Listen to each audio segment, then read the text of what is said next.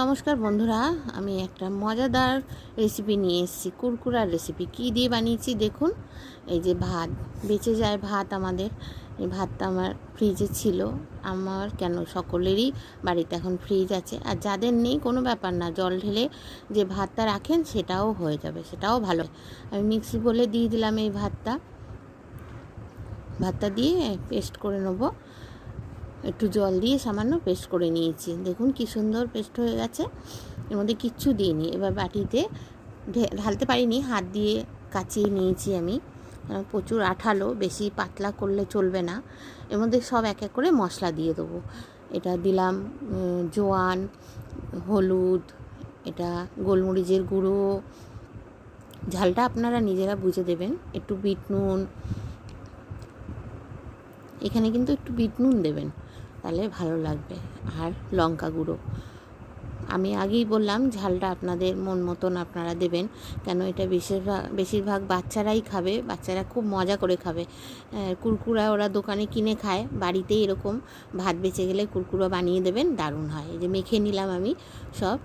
এবার একটা ফয়েলের প্যাকেট নিয়েছি, ওই গ্লাসের মধ্যে আমি বসিয়ে নিচ্ছি ভালো করে, কেন এক হাতে তো আমার ফোন, যার জন্য আমি ভালো দেখাতে পারছি না। এটা একটু কষ্ট করে দেখে নেবেন। আমি ওর মধ্যে বসিয়ে চামচে করে ওর মধ্যে দিচ্ছি একটু একটু করে। চতুর্দিক লেগে যাচ্ছে আমার, দু হাতে এই কাজটা করা উচিত, কিন্তু আমি পারছি না করতে। তাই দেখুন, ফয়েলটা একটু মুড়ে নিয়েছিলাম। এবার ঠোঙার মতন বানিয়ে নেব, মুখটা ভালো করে একদম আটকে এখানটা আমি গার্ডার মেরে নেবো, যাতে উপরে না বেরিয়ে আসে। ভালো করে শক্ত করে বেঁধে নেবো। এবার সাইডে আমি কি করে কাটিয়ে, দেখুন আমি বলছি, এখানটা মেরে নিয়েছি। এই সাইডটা আমি একটু কেটে নেব।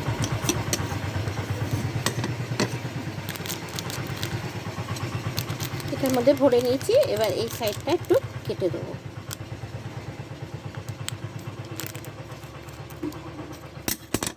এই একটু কেটে দিলাম, আর একটু ডিজাইন করে নেব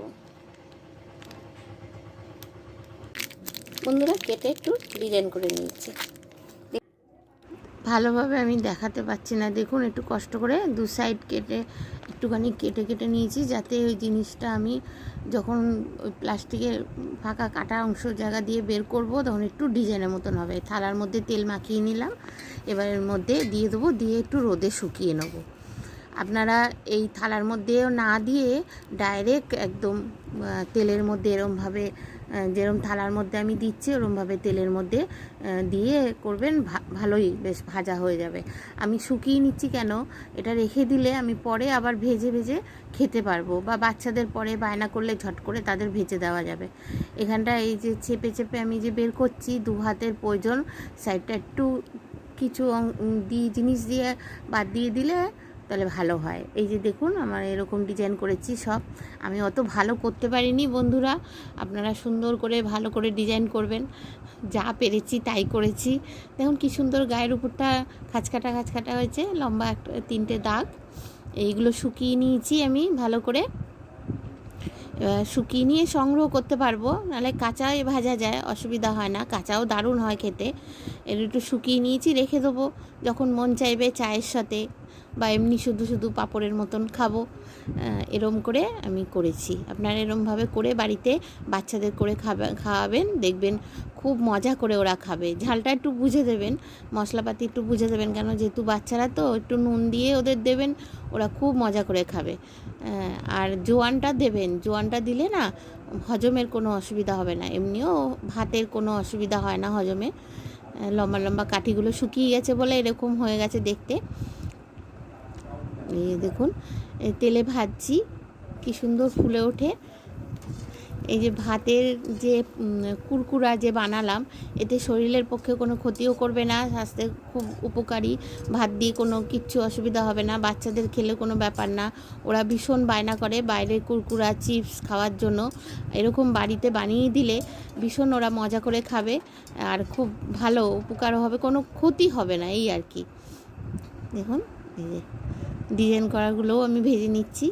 আপনাদের যদি ভালো লাগে বন্ধুরা, আমার পাশে থেকেন, সাথে থেকেন, আর এই ভিডিওটা দেখে একটু লাইক শেয়ার কমেন্ট করবেন, আর একটু সাবস্ক্রাইব করে দেবেন যদি আপনাদের ভালো লেগে থাকে। আর যারা করেছেন তাদেরকে তো আমি অসংখ্য ধন্যবাদ বলছি আমার এই ভিডিওটা দেখার জন্য বা দেখেন আপনারা। আর যারা নতুন দেখছেন তাদেরকে আমার বুক ভরা ভালোবাসা, আমার রান্নাঘরে স্বাগত।